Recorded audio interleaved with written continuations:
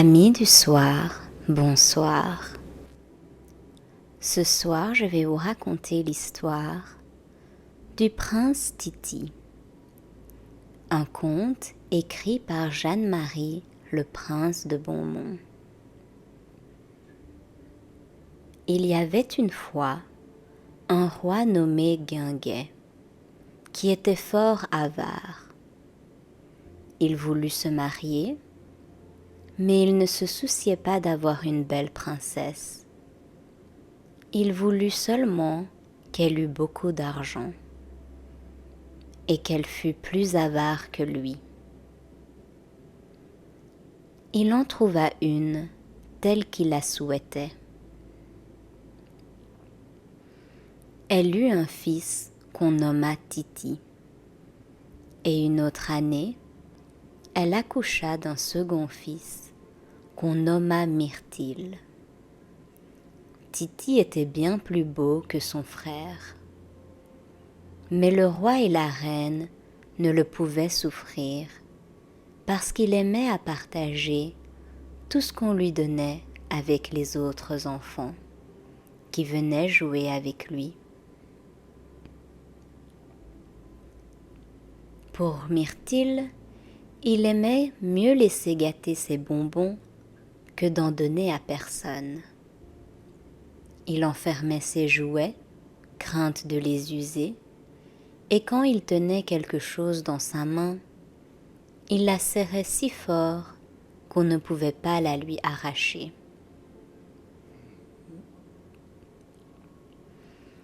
Même pendant qu'il dormait. Le roi et sa femme étaient fous de cet enfant, parce qu'il leur ressemblait. Les princes devinrent grands, et de peur que Titi ne dépensât son argent, on ne lui donnait pas un sou. Un jour que Titi était à la chasse, un de ses écuyers, qui courait à cheval, passa auprès d'une vieille femme et la jeta dans la boue. La vieille criait qu'elle avait la jambe cassée, mais l'écuyer n'en faisait que rire. Titi, qui avait un bon cœur, gronda son écuyer, et s'approchant de la vieille, avec l'éveillé qui était son page favori, il aida la vieille à se relever. Et l'ayant prise chacun par un bras, ils la conduisirent dans une petite cabane où elle demeurait. Le prince, alors, fut au désespoir de ne pas avoir d'argent pour donner à cette femme. « À quoi me sert-il d'être prince, disait-il, puisque je n'ai pas la liberté de pouvoir faire du bien. Il n'y a de plaisir à être grand seigneur que parce qu'on a le pouvoir de soulager les misérables. » L'éveillé qui entendit parler le prince ainsi, lui dit : « J'ai un écu pour tout bien et il est à votre service. Je vous récompenserai quand je serai roi, dit Titi. J'accepte votre écu pour donner à cette pauvre femme. Titi étant retourné à la cour, la reine le gronda de ce qu'il avait aidé à cette pauvre femme à se relever. Le grand malheur quand cette vieille femme serait morte, dit-elle à son fils. Il fait beau voir un prince s'abaisser jusqu'à secourir une misérable gueuse. Madame, lui dit Titi, je croyais que les princes n'étaient jamais plus grands que quand ils faisaient du bien. Allez, lui dit la reine, vous êtes un extravagant avec cette belle façon de parler. Le lendemain, Titi fut encore à la chasse, mais c'était pour voir comment cette femme se portait. Il la trouva guérie et elle le remercia de la charité qu'il avait eue pour elle. « J'ai encore une prière à vous faire, lui dit-elle.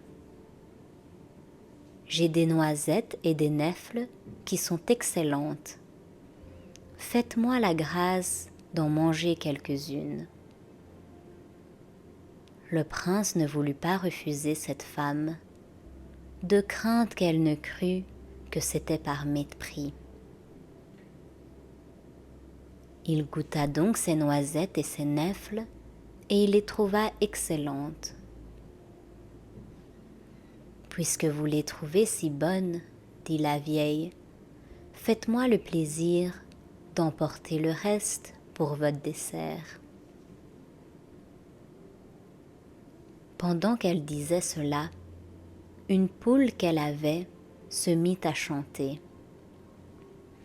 Et la vieille pria le prince de si bonne grâce d'emporter aussi cet œuf, qu'il le prit par complaisance.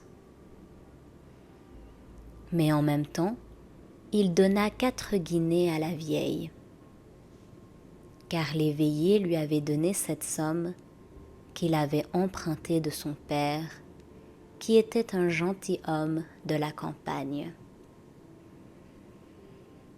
Quand le prince fut à son palais, il commanda de lui donner l'œuf, les nèfles et les noisettes de la bonne femme pour son souper. Mais quand il eut cassé l'œuf, il fut bien étonné de trouver dedans un gros diamant. Les nèfles et les noisettes étaient aussi remplies de diamants.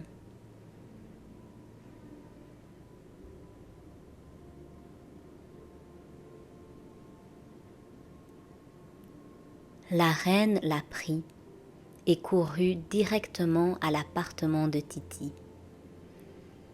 Elle fut si charmée de voir ces diamants qu'elle l'embrassa et l'appela son cher fils pour la première fois de sa vie. « Voulez-vous bien me donner ces diamants ?» dit-elle à son fils. « Tout ce que j'ai est à votre service, » lui dit le prince. « Allez, vous êtes un bon garçon, » lui dit la reine, « je vous récompenserai. »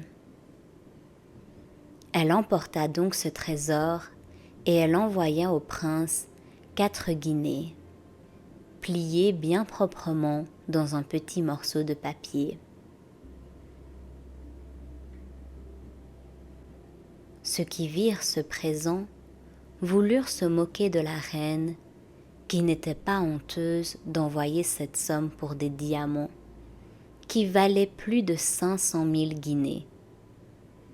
Mais le prince les chassa hors de sa chambre, en leur disant qu'il était fort bien hardi de manquer de respect à sa mère. Cependant, la reine dit à Guinguet, « Apparemment que la vieille que Titi a relevée est une grande fée. Il faut aller la voir demain. » Mais au lieu d'y mener Titi, nous y mènerons son frère, car je ne veux pas qu'elle s'attache trop à ce Bennet, qui n'a pas eu l'esprit de garder ses diamants. En même temps, elle ordonna qu'on nettoyât les carrosses et qu'on louât des chevaux, car elle avait fait vendre ceux du roi parce qu'ils coûtaient trop cher à nourrir. On fit remplir 2 de ces carrosses de médecins, chirurgiens, apothicaires, et la famille royale se mit dans l'autre. Quand ils furent arrivés à la cabane de la vieille, la reine lui dit qu'elle venait lui demander excuse de l'étourderie de l'écuyer de Titi. « C'est mon fils qui n'a pas l'esprit de choisir de bons domestiques, dit-elle à la bonne femme. mais je le forcerai de chasser ce brutal. » Ensuite, elle dit à la vieille qu'elle avait emmené avec elle les plus habiles des gens de son royaume pour guérir son pied. Mais la bonne femme lui dit que son pied allait fort bien et qu'elle lui était obligée de la charité qu'elle avait de visiter une pauvre femme comme elle. « Oh, vraiment, lui dit la reine, nous savons bien que vous êtes une grande fée, car vous avez donné au prince Titi une grande quantité de diamants. »« Je vous assure, madame, dit la vieille, que je n'ai donné au prince qu'un œuf, des nèfles et des noisettes. J'en ai encore au service de votre majesté. »« Je les accepte de bon cœur, dit la reine, qui était charmée de l'espérance d'avoir des diamants. Elle reçut le présent, caressa la vieille, la pria de la venir voir, et tous les courtisans, à l'exemple du roi et de la reine, donnèrent des louanges à cette bonne femme. La reine lui demanda quel âge elle avait. « J'ai 60 ans, répondit-elle. « Vous n'en paraissez pas 40, lui dit la reine, et vous pouvez encore penser à vous marier, car vous êtes fort aimable. » À ce discours, le prince Myrtil, qui était fort mal élevé, se mit à rire au nez de la vieille et lui dit qu'il aurait bien plaisir de danser à sa noce. Mais la bonne femme ne fit pas semblant de voir qu'il se moquait d'elle. Toute la cour partit, et la reine ne fut pas plutôt arrivée dans son palais qu'elle fit cuire l'œuf, et elle n'y trouva qu'un petit poulet. Et les noisettes et les nèfles étaient remplies de vers. Aussitôt, la voilà dans une colère épouvantable. « Cette vieille sorcière, dit-elle, qui a voulu se moquer de moi, je veux la faire mourir. » Elle assembla donc les juges pour faire le procès à la vieille femme. Mais l'éveillé, qui avait entendu tout cela, courut à la cabane pour lui dire de se sauver. « Bonjour, le page aux vieilles, lui dit-elle, car on lui avait donné ce nom depuis qu'il avait aidé à se tirer de la boue. »« Ah, ma bonne mère, lui dit l'éveillé, hâtez-vous de vous sauver dans la maison de mon père. C'est un très honnête homme, il vous cachera de bon cœur, car si vous demeurez dans votre cabane, on enverra des soldats pour vous prendre et vous faire mourir. »« Je vous ai bien de l'obligation, lui dit la vieille, mais je ne crains pas la méchanceté de la reine. » En même temps, quittant la forme d'une vieille, elle parut à l'éveillé sous sa figure naturelle, et il fut ébloui de sa beauté. Il voulut se jeter à ses pieds, mais elle l'en empêcha et lui dit : « Je vous défends de dire au prince, ni à personne au monde, ce que vous venez de voir. Je veux vous récompenser votre charité. Demandez-moi un don. » « Madame, lui dit l'éveillé, j'aime beaucoup le prince mon maître, et je souhaite de tout mon cœur de lui être utile. Ainsi, je vous demande d'être invisible quand je le souhaiterai, afin de pouvoir connaître quels sont les courtisans qui aiment véritablement mon prince. »« Je vous accorde ce don, reprit la fée, mais il faut encore que je paye les dettes de Titi. N'a-t-il pas emprunté 4 guinées à votre père ? Il les a rendus, reprit l'éveillé. Il sait bien qu'il est honteux au prince de ne pas payer leurs dettes. Ainsi, il m'a remis les 4 guinées que la reine lui a envoyées. Je sais bien cela, dit la fée, mais je sais aussi que le prince a été au désespoir de ne pouvoir rendre davantage, car il sait qu'un prince doit récompenser noblement, et c'est cette dette que je veux payer. Prenez cette bourse qui est pleine d'or et portez-la à votre père. Il y trouvera toujours la même somme, pourvu qu'il n'y prenne que pour de bonnes actions. En même temps, la fée disparut, et l'éveillé fut porter cette bourse à son père, auquel il recommanda le secret. Cependant, les juges que la reine avait assemblés pour condamner la vieille étaient fort embarrassés, et ils dirent à cette princesse : « Comment voulez-vous que nous condamnions cette femme ? Elle n'a point trompé votre majesté.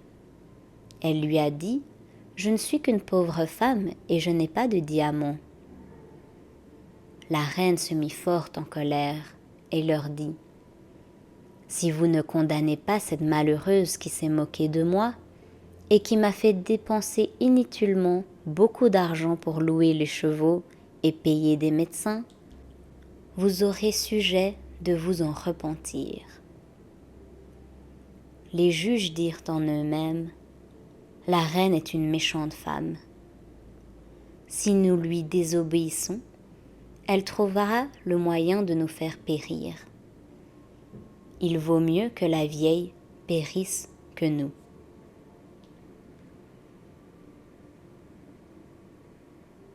Tous les juges condamnèrent donc la vieille à être brûlée toute vive comme une sorcière. Il n'y en eut qu'un seul qui dit qu'il aimerait mieux être brûlé lui-même que de condamner une innocente. Quelques jours après, la reine trouva des faux témoins qui dirent que ce juge avait mal parlé d'elle. On lui ôta sa charge et il allait être réduit à demander l'aumône avec sa femme et ses enfants. L'éveillé prit une grosse somme dans la bourse de son père et la donnant à ce juge, il lui conseilla de passer dans un autre pays. Cependant, l'éveillé se trouvait partout. Depuis qu'il pouvait se rendre invisible, il apprit beaucoup de secrets. Mais comme c'était un honnête garçon, jamais il ne rapportait rien qui pût faire du mal à personne, excepté ce qui pouvait servir à son maître. Comme il allait souvent dans le cabinet du roi, il entendit que la reine disait à son mari : « Ne sommes-nous pas malheureux que Titi soit l'aîné ? Nous amassons beaucoup de trésors qu'il dissipera aussitôt qu'il sera roi.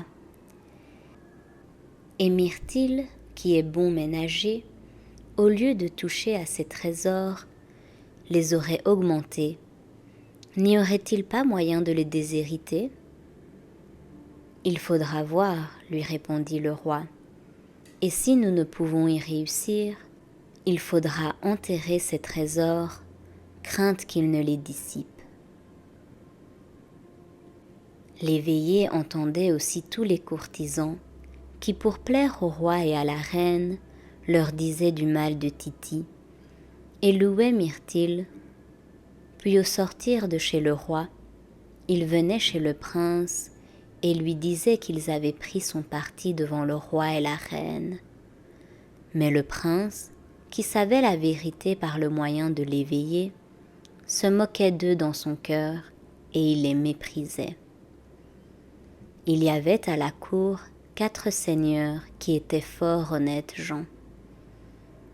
Ceux-là prenaient le parti de Titi, mais ils ne s'en vantaient pas, au contraire, il l'exhortait toujours à aimer le roi et la reine, et à leur être fort obéissant. Il y avait un roi voisin qui envoya des ambassadeurs à Guinguet pour une affaire de conséquence. La reine, selon la bonne coutume, ne voulut pas que Tity parût devant les ambassadeurs. Elle lui dit d'aller dans une belle maison de campagne qui appartenait au roi, parce que, ajouta-t-elle, les ambassadeurs voudront sans doute voir cette maison, et il faudra que vous en fassiez les honneurs. Quand Tity fut partie, la reine prépara tout pour recevoir les ambassadeurs, sans qu'il lui en coûtât beaucoup. Elle prit une jupe de velours et la donna au tailleur pour faire les deux derrières d'un habit à Guingat et à Myrtille. On fit les devants de ces habits de velours neuf, car la reine pensait que le roi et le prince, étant assis, on ne verrait pas le derrière de leurs habits. Pour les rendre magnifiques, elle prit les diamants qu'on avait trouvés dans les nèfles pour servir de boutons à l'habit du roi. Elle attacha à son chapeau le diamant qui avait été trouvé dans l'œuf, et les petits qui étaient sortis des noisettes furent employés à faire des boutons à l'habit de Myrtille, et une pièce, un collier et des nœuds de manche à la reine. Ils éblouissaient avec tous ces diamants. Guinguet et sa femme se mirent sur leur trône et Myrtille se mit à leurs pieds. Mais à peine les ambassadeurs furent-ils entrés dans la chambre que les diamants disparurent et il n'y eut plus que des nèfles, des noisettes et un œuf. Les ambassadeurs crurent que Guinguet s'était habillé d'une manière si ridicule pour faire affront à leur maître. Ils sortirent tous en colère et dirent que leur maître leur apprendrait qu'il n'était pas un roi des nèfles. On eut beau les rappeler, ils ne voulurent rien écouter et s'en retournèrent dans leur pays. Guinguet et sa femme restèrent fort honteux et fort en colère. « C'est Tity qui nous a joué ce tour, dit-elle au roi, quand il fut seul avec elle. Il faut le déshériter et laisser notre couronne à Myrtille. »« J'y consens de tout mon cœur, dit le roi. En même temps, ils entendirent une voix qui leur dit « Si vous êtes assez méchants pour le faire, je vous casserai tous les os, les uns après les autres. » Ils eurent une grande peur d'entendre cette voix, car ils ne savaient pas que l'éveillé était dans leur cabinet et qu'il avait entendu leur conversation. Ils n'osèrent donc pas faire aucun mal à Tity, mais ils faisaient chercher la vieille de tous les côtés pour la faire mourir, et ils étaient au désespoir de ce qu'on ne pouvait pas la trouver. Cependant, le roi Violent, qui était celui qui avait envoyé des ambassadeurs à Guinguet, crut que véritablement on avait voulu se moquer de lui, et se résolut de se venger, en déclarant guerre à Guinguet. Ce dernier en fut d'abord bien fâché, car il n'avait pas de courage et craignait d'être tué. Mais la reine lui dit « Ne vous affligez point, nous enverrons Tity commander notre armée, sous prétexte de lui faire honneur. C'est un étourdi qui se fera tuer. Et alors, nous aurons le plaisir de laisser la couronne à Myrtille. » Le roi trouva cette invention admirable, et ayant fait revenir Tity de la campagne, il le nomma généralissime des troupes. Et pour lui donner plus d'occasions d'exposer sa vie, il lui donna aussi un plein pouvoir pour la guerre ou la paix.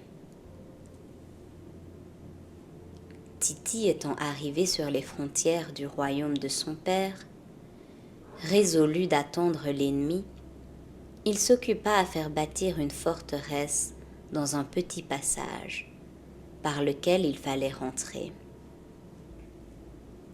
Un jour qu'il regardait travailler les soldats, il eut soif, et voyant une maison sur une montagne voisine, il y monta pour demander à boire. Le maître de la maison, qui se nommait Abor, lui en donna, et comme le prince allait se retirer, il vit entrer dans cette maison une fille si belle qu'il en fut ébloui.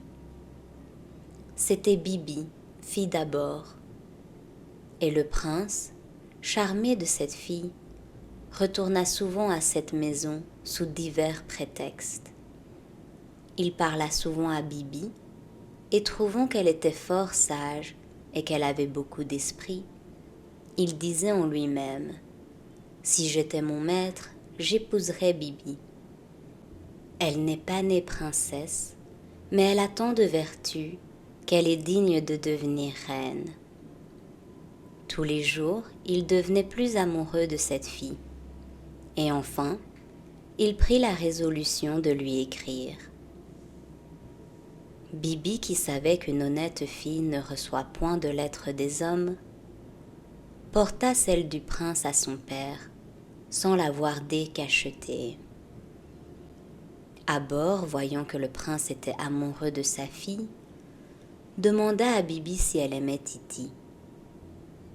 Bibi, qui n'avait jamais menti, dans toute sa vie, dit à son père que le prince lui avait paru si honnête homme qu'elle n'avait pu s'empêcher de l'aimer.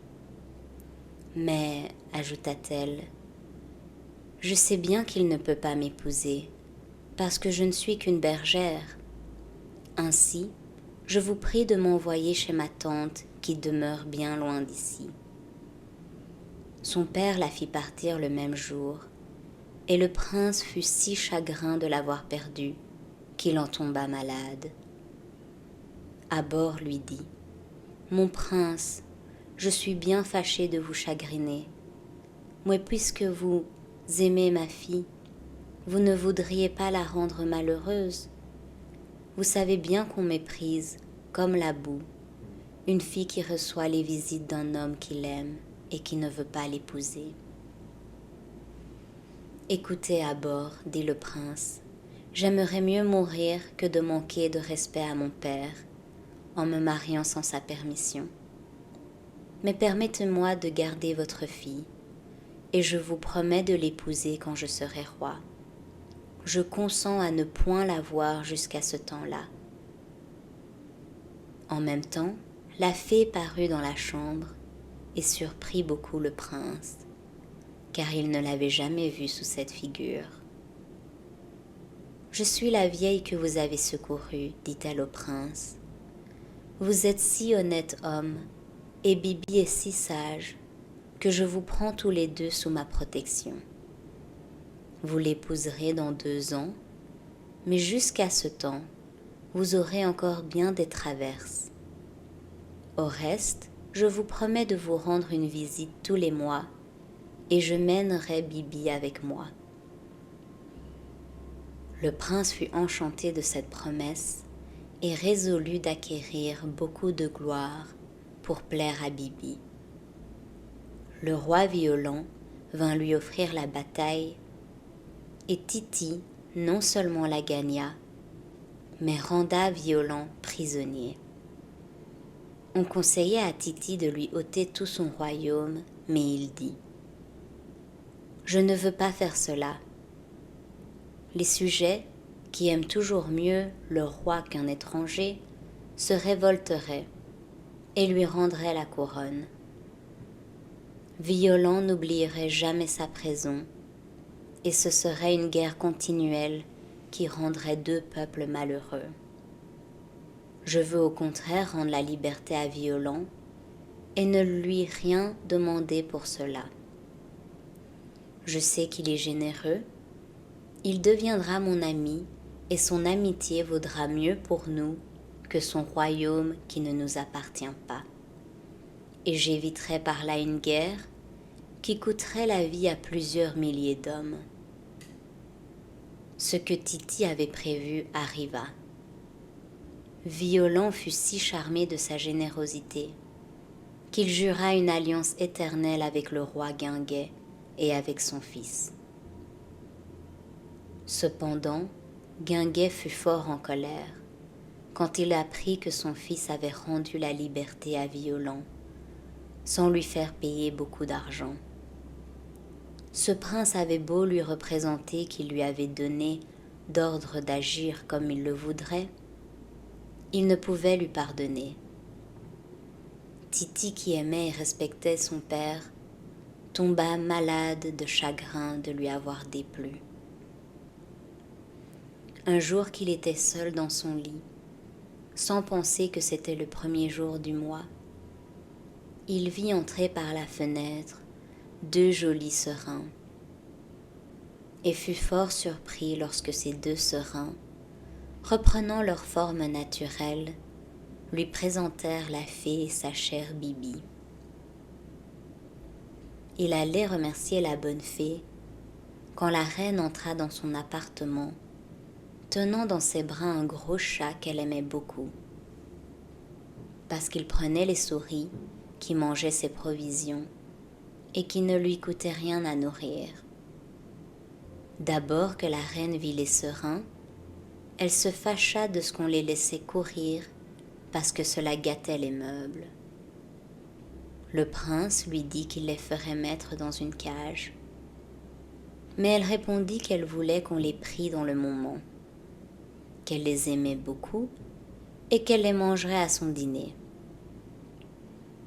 Le prince désespéré eut beau crier, tous les courtisans et ses domestiques couraient après les serins et on ne l'écoutait pas. Un valet prit un balai et fit tomber à terre la pauvre Bibi. Le prince se jeta hors de son lit pour la secourir. Mais il serait arrivé trop tard, car le chat de la reine s'était échappé de ses bras et allait la tuer d'un coup de griffe, lorsque la fée, prenant tout d'un coup la figure d'un gros chien, sauta sur le chat, l'étrangla. Ensuite, elle prit aussi bien que Bibi la figure d'une petite souris, et elles s'enfuirent toutes les 2 par un petit trou qui était dans un coin de la chambre. Le prince était tombé évanoui à la vue du danger qu'avait couru sa chère Bibi. Mais la reine n'y fit pas attention. Elle n'était occupée que de la mort de son chat, pour lequel elle jetait des cris horribles.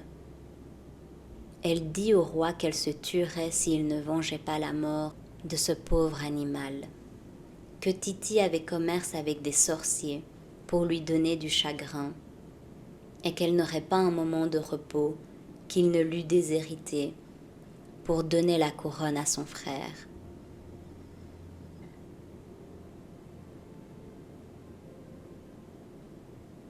Le roi y consentit et lui dit que le lendemain, il fallait arrêter le prince et qu'on lui ferait son procès. Le fidèle éveillé ne s'était pas endormi dans cette occasion. Il s'était glissé dans le cabinet du roi et vint tout de suite avertir le prince. La peur qu'il avait eue lui avait ôté la fièvre et il se disposait à monter à cheval pour se sauver, lorsqu'il vit la fée qui lui dit « Je suis lasse des méchancetés de votre mère et de la faiblesse de votre père. Je vais vous donner une bonne armée. Allez les prendre dans leur palais. Vous les mettrez dans une prison avec leur fils Myrtille. Vous monterez sur le trône et vous épouserez Bibi tout de suite. » « Madame, dit le prince à la fée, vous savez que j'aime Bibi plus que ma vie, mais le désir de l'épouser ne me fera jamais oublier ce que je dois à mon père et à ma mère. et j'aimerais mieux périr tout à l'heure que de prendre les armes contre eux. Venez que je vous embrasse, dit la fée. J'ai voulu éprouver votre vertu. Si vous aviez accepté mes offres, je vous aurais abandonné. Mais puisque vous avez eu le courage d'y résister, je serai toujours de vos amis. Je vais vous en donner la preuve. Prenez la forme d'un vieillard, et sûr de ne pouvoir être reconnu sous cette figure, parcourez votre royaume. Instruisez-vous de toutes les injustices qu'on commet contre vos pauvres sujets, afin de les réparer quand vous serez roi. L'éveillé qui resta à la cour vous rendra compte de tout ce qui arrivera pendant votre absence. Le prince obéit à la fée, et il vit des choses qui le firent frémir. On vendait la justice, les gouverneurs pillaient le peuple, les grands maltraitaient les petits, et tout ça se faisait au nom du roi. Au bout de 2 ans, l'éveillé lui écrivit que son père était mort et que la reine avait voulu faire couronner son frère, mais que les 4 seigneurs qui étaient honnêtes gens s'y étaient opposés, parce qu'il les avait avertis qu'il était vivant, qu'ainsi la reine s'était sauvée avec son fils dans une province qu'elle avait fait révolter. Titi, qui avait repris sa figure, alla dans sa capitale et fut reconnu roi.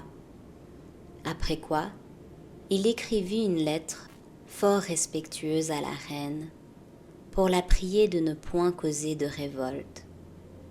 Il lui offrit aussi une bonne pension pour elle et pour son frère Myrtille. La reine, qui avait eu une grosse armée, lui écrivit qu'elle voulait la couronne et qu'elle viendrait la lui arracher de dessus la tête. Cette lettre ne fut pas capable de porter Titi à sortir du respect qu'il devait à la reine. Mais cette méchante femme, ayant appris que le roi violent venait au secours de son ami Titi, avec un grand nombre de soldats, elle fut forcée d'accepter les propositions de son fils. Ce prince se vit donc paisible possesseur de son royaume, et il épousa la belle Bibi au consentement de tous ses sujets, qui furent charmés d'avoir une si belle reine. Titi, étant monté sur le trône, commença par rétablir le bon ordre dans ses États, et pour y parvenir, il ordonna que tous ceux qui voudraient se plaindre à lui de toutes les injustices qu'on leur avait faites seraient les bienvenus.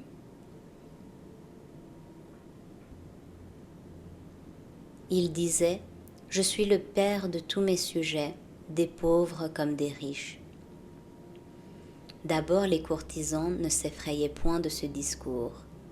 Ils disaient : « Le roi est jeune, cela ne durera pas longtemps. Il prendra du goût pour les plaisirs et sera forcé d'abandonner à ses favoris le soin des affaires. » Ils se trompèrent. Titi ménagea si bien son temps qu'il en eut pour tout. D'ailleurs, le soin qu'il eut de punir les premiers qui commirent des injustices fit que personne n'osa plus s'écarter de son devoir. Il avait envoyé des ambassadeurs au roi violent pour le remercier du secours qu'il lui avait préparé. Ce prince lui fit dire qu'il serait charmé de le voir encore une fois et que s'il voulait se rendre sur les frontières du royaume, il y viendrait volontiers pour lui rendre visite.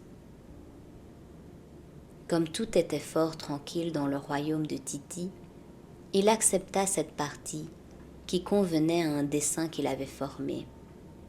C'était d'embellir la petite maison où il avait vu sa chère Bibi pour la première fois. Il commanda donc à 2 de ses officiers d'acheter toutes les terres qui étaient alentour, mais il leur défendit de forcer personne, car, disait-il, « Je ne suis pas roi pour faire violence à mes sujets, et après tout, chacun doit être maître de son petit héritage. » Cependant, Violent étant arrivé sur la frontière, les deux cours se réunirent. Elles étaient brillantes. Violent avait mené avec lui sa fille unique qu'on nommait Élise, qui était la plus belle fille du monde depuis que Bibi était femme, et qui était aussi d'un heureux caractère. Titi avait mené avec lui, outre son épouse, une de ses cousines qu'on nommait Blanche, et qui, outre qu'elle était belle et vertueuse, avait encore beaucoup d'esprit.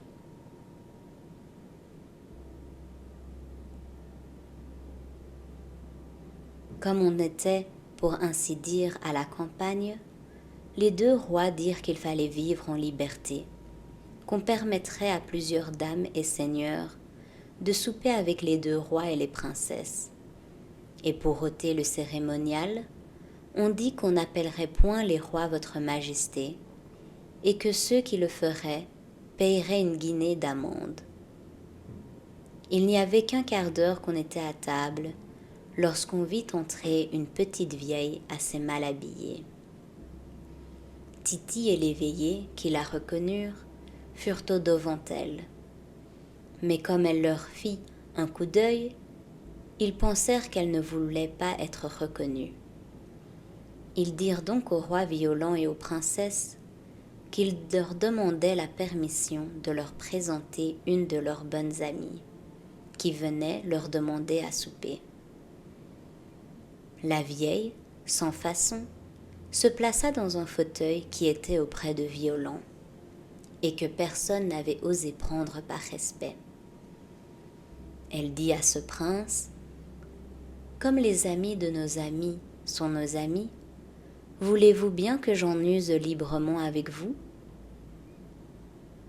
Violent, qui était un peu haut de son naturel, fut décontenancé de la familiarité de cette vieille. Mais il n'en fit pas semblant. On avait averti la bonne femme de l'amende qu'on payerait toutes les fois qu'on dirait votre majesté. Cependant, à peine fut-elle à table qu'elle dit à Violent: « Votre majesté me paraît surprise de la liberté que je prends, mais c'est une vieille habitude et je suis trop âgée pour me réformer. Ainsi, votre majesté voudra bien me pardonner ?»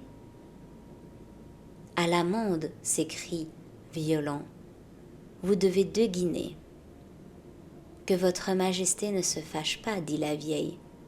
J'avais oublié qu'il ne fallait pas dire votre majesté. Mais votre majesté ne pense pas qu'en défendant de dire votre majesté, vous faites souvenir tout le monde de se tenir dans ce respect gênant que vous voulez bannir. C'est comme ceux qui, pour se familiariser, disent à ceux qu'ils reçoivent à leur table, quoi qu'ils soient au-dessous d'eux: « Buvez à ma santé. » Il n'y a rien de si impertinent que cette bonté-là.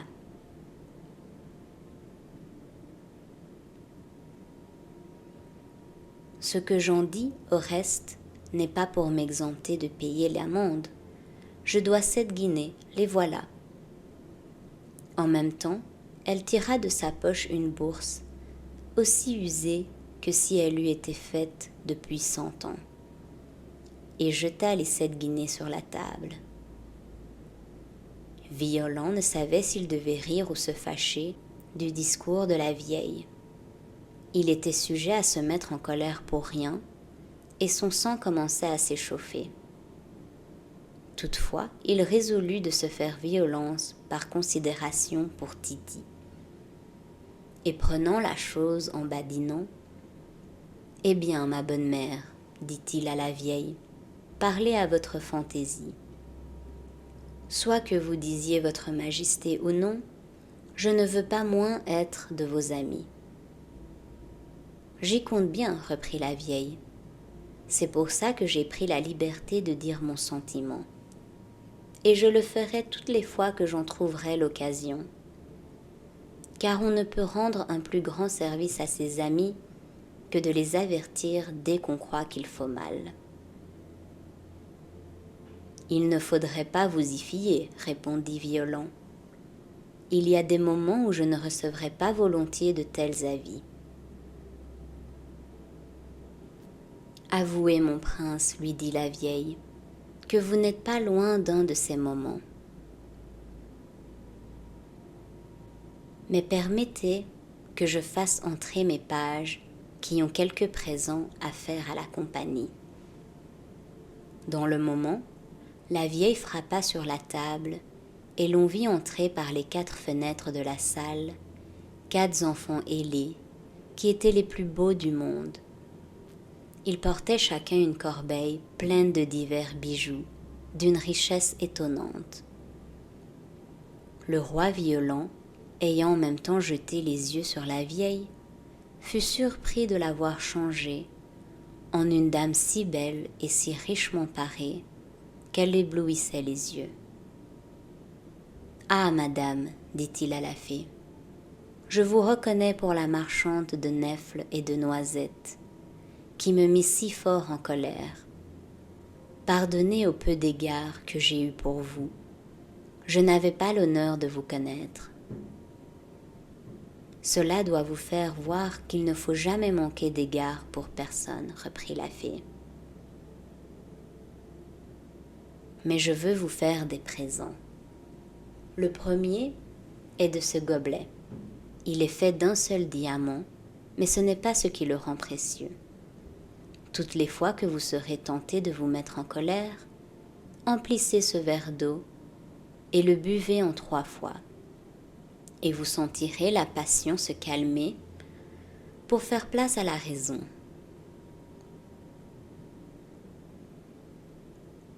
Si vous profitez de ce présent, vous vous rendrez digne du second.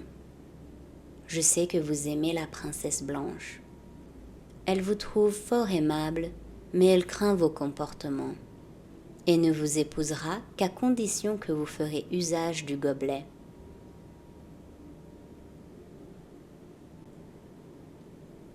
Violent, surpris de ce que la fée connaissait si bien ses défauts, avoua qu'en effet, il se croirait fort heureux d'épouser Blanche. Mais, ajouta-t-il, il me reste un obstacle à vaincre.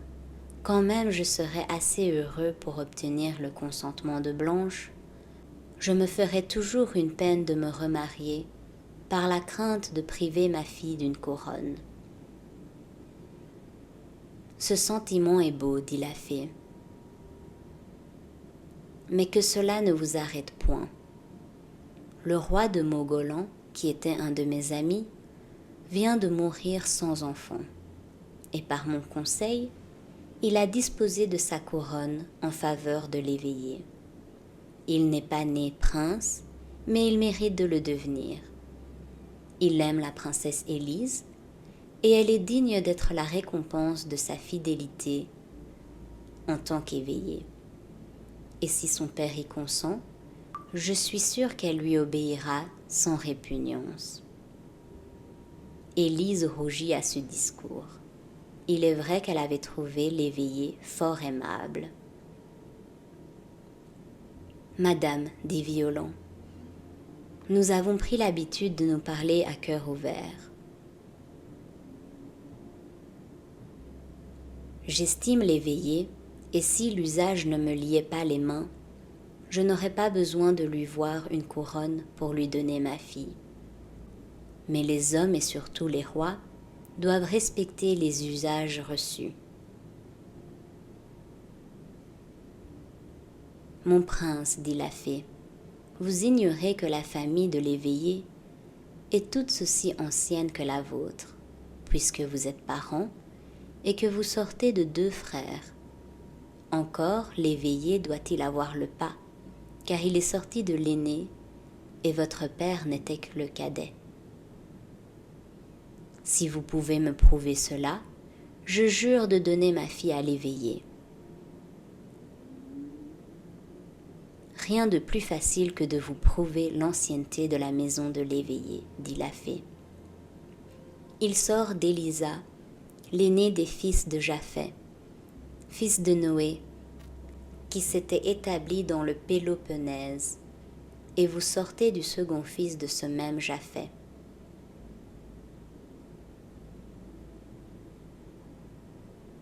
Il n'eut personne qui n'eut beaucoup de peine à s'empêcher d'éclater de rire en voyant que la fée se moquait si sérieusement de Violant. Pour lui, la colère commença à s'emparer. Lorsque la Prince Blanche lui présenta le gobelet de diamant, il en but 3 coups, et pendant cet intervalle, il pensa en lui-même qu'effectivement, tous les hommes étaient réellement égaux dans leur naissance, puisqu'ils sortaient tous de Noé, et qu'il n'y avait de vraie différence que celle qu'ils y mettaient par leur vertu.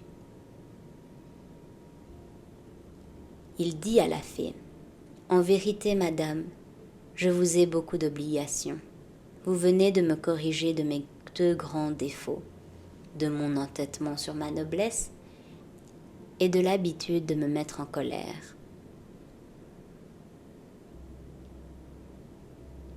Je ne veux pas vous tromper, lui dit la fée. Il n'y a aucune vertu dans le gobelet dont je vous ai fait présent, et je veux apprendre à toute la compagnie en quoi consiste le sortilège de cette eau, bu en 3 coups. Un homme raisonnable ne se mettrait jamais en colère si cette passion ne le surprenait pas et lui laissait le temps de réfléchir. Or, en se donnant la peine de faire remplir ce gobelet d'eau, en le buvant 3 fois, on prend du temps. Les sens se calment, les réflexions viennent, et lorsque cette cérémonie est achevée, la raison a eu le temps de prendre le dessus sur la passion.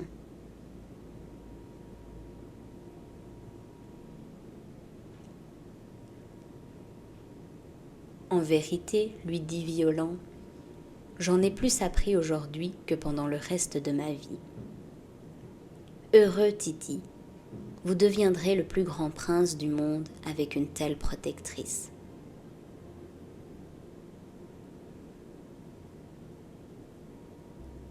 Mais madame la fée, promettez-moi de rester une de mes amies.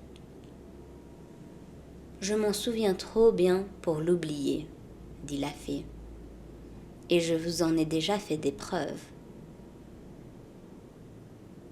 Aujourd'hui, ne pensons plus qu'à nous divertir pour célébrer votre mariage et celui de la princesse Élise.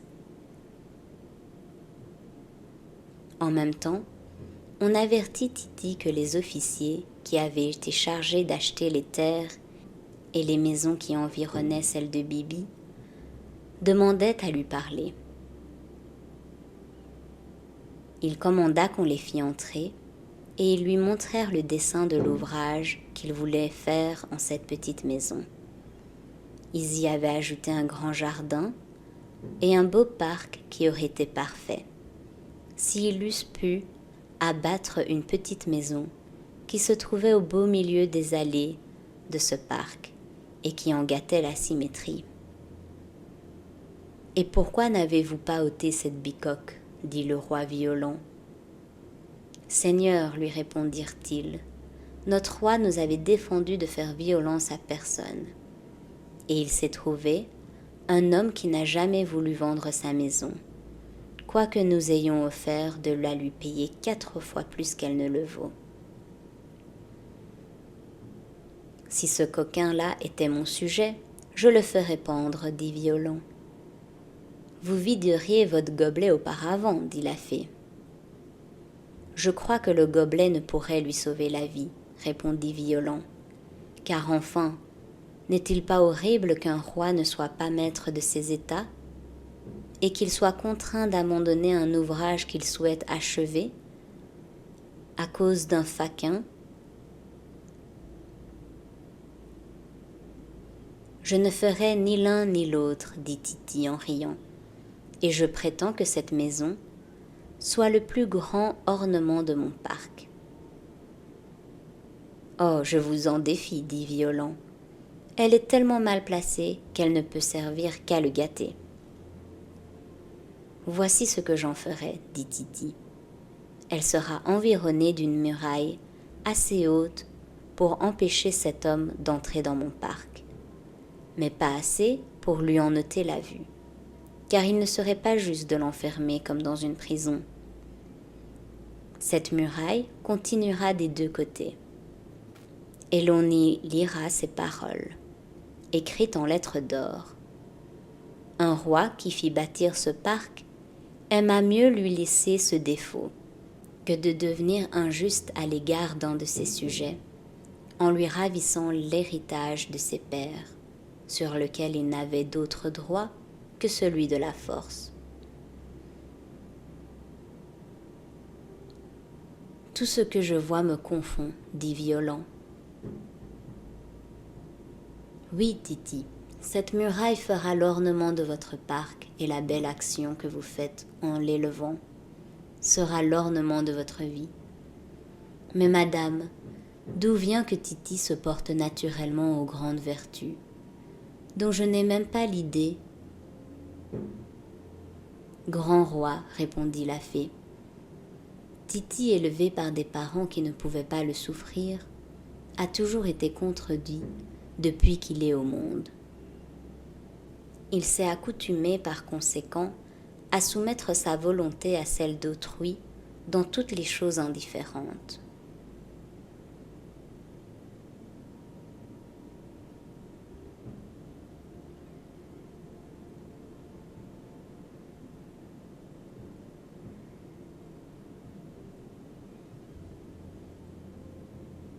Comme il n'avait aucun pouvoir dans le royaume pendant la vie de son père, qu'il ne pouvait accorder aucune grâce et qu'on savait que le roi avait envie de le déshériter, les flatteurs n'ont pas daigné le gâter, parce qu'ils ne croyaient pas en avoir rien à craindre.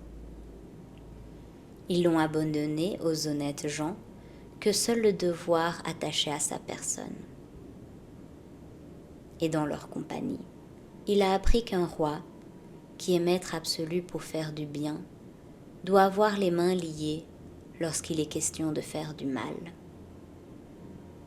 Vous n'avez jamais entendu ces grandes vérités. Devenu roi dès l'âge de 12 ans, les gouverneurs à qui l'on a confié votre éducation n'ont pensé qu'à faire leur fortune en gagnant vos bonnes grâces. Ils l'ont appelé votre orgueil, noble fierté, vos emportements des vivacités exclusables.